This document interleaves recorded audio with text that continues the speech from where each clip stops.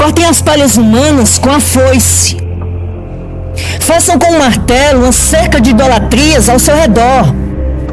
E no fim, veremos o fogo em tudo, disse Satanás aos seus demônios. Assim nasceram os comunistas. E assim eles terminarão.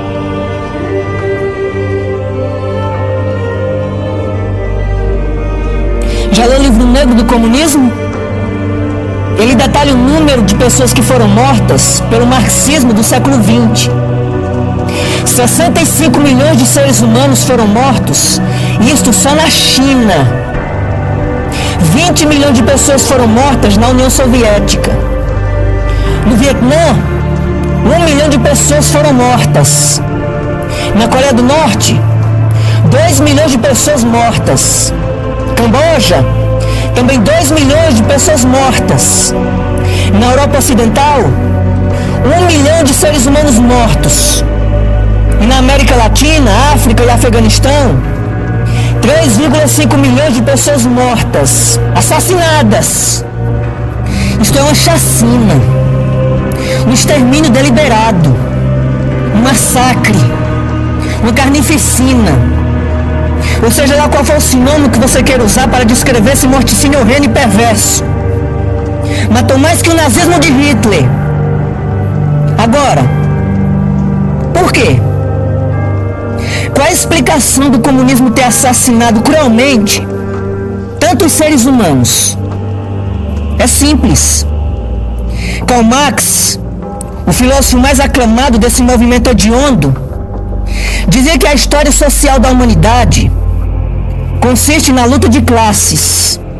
Isto é, de uma forma bem simples, ricos opressores, que segundo ele se aplicava aos burgueses do seu tempo, contra os pobres oprimidos, que seriam os proletários.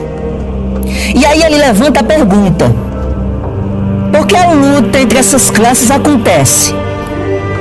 Sabe qual é a resposta medíocre dele? Por causa da propriedade privada. Em outras palavras, toda essa guerra só acontece porque, segundo Marx, aquele bem que você comprou com tanto esforço e trabalho árduo é seu. E você obviamente dirá: mas é claro que é meu. Por que não seria? Afinal de contas eu trabalhei honestamente para isso. Exato, meu caro, você está certo. Mas para Marx não.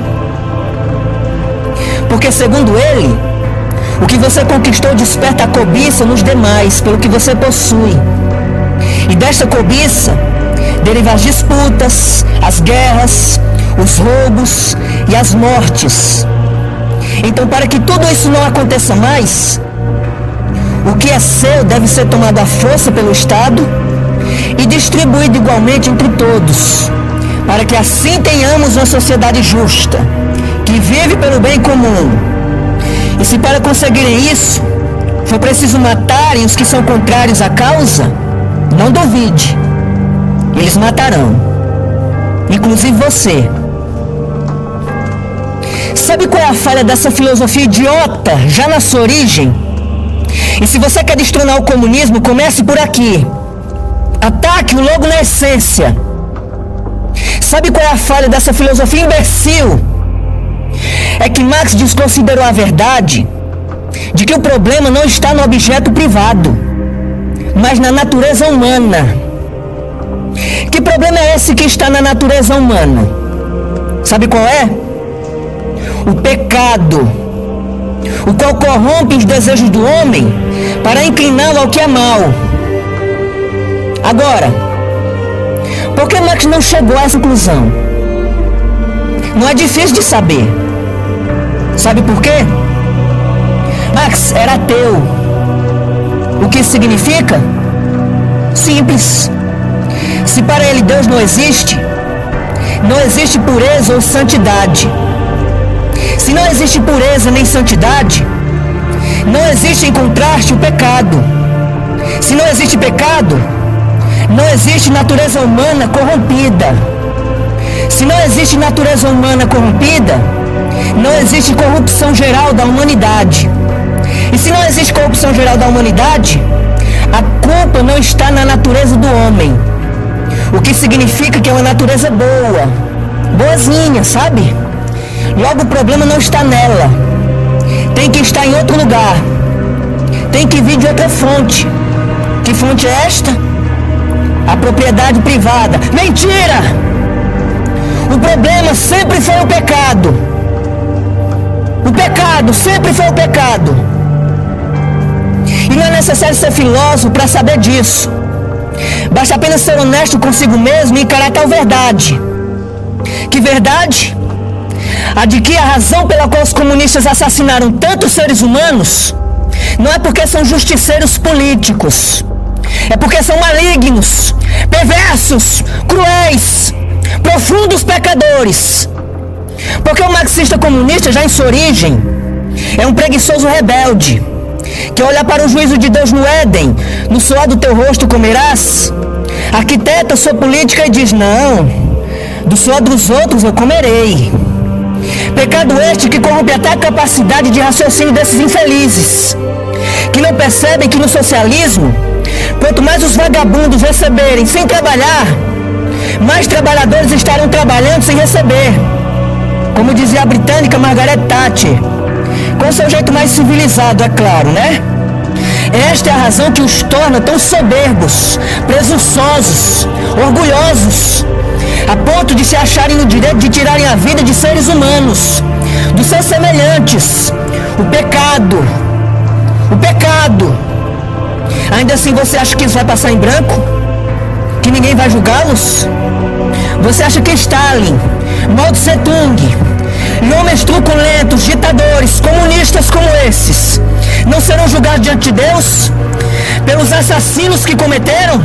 Vão ser julgados, estarão lá, prestarão conta, serão julgados sim, diante do Deus Todo-Poderoso. Vão prestar conta por todos os seres humanos que foram mortos. Vão prestar. Você percebe, caro irmão? É o pecado que os faz logo de início serem idólatras. Quem é o Deus deles? O próprio ventre, o qual eles cultuam e satisfazem com toda sorte de sexo imundo e imoral, embora isso não se aplique a todos. Depois com seu caviar, quem sabe acompanhado com o vinho francês Rosé à Lisa, à custa da fome, da pobreza e da morte dos demais, contanto que não sejam eles, está tudo bem.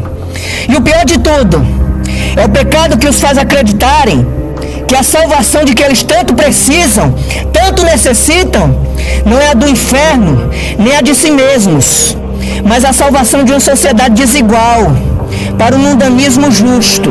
O Espírito Santo, a que eles tanto resistem, com relação ao seu convencimento do pecado, da justiça e do juízo, tem uma resposta para eles.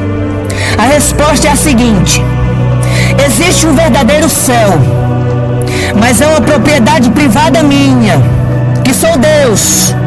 Foi eu quem construí, só entra nele quem eu quiser, e só entra de acordo com os meus padrões.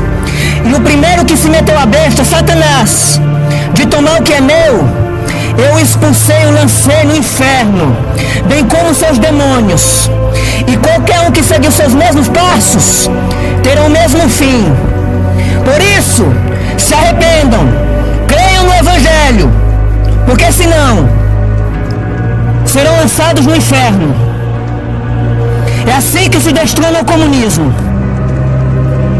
É dessa forma.